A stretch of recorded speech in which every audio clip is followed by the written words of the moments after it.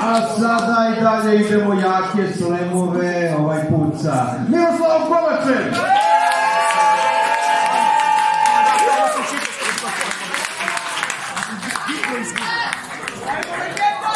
Slem ne sme da stane.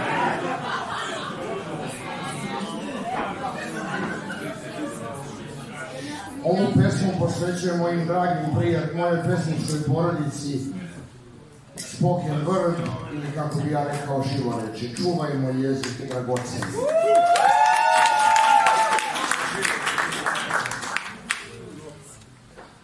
Moj mali, mrsni, pravoslavni medikament za upalu moje grhokatoličke vešike trademark.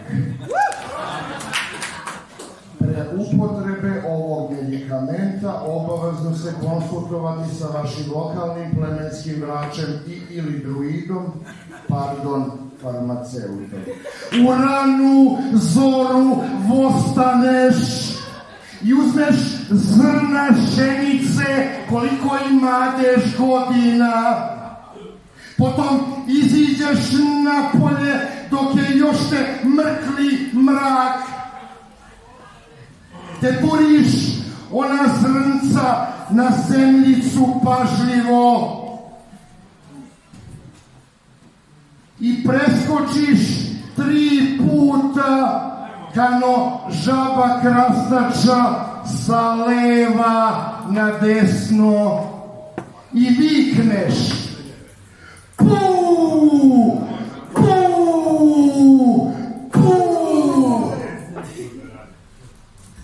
Potom iziđeš i nađeš podesne kokoši, ali pazi da budu domaće, ortodoksne kokoše, nikako kokoši iz Lidla, tijeh sablazni zapadnijeg.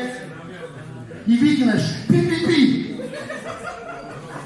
A kada koke dođu, baciš im svu onu pšenicu i rekneš kako nestade ovo žito, tako i moja upala bešike da nestane, pa istinu da nestane. Благодарим.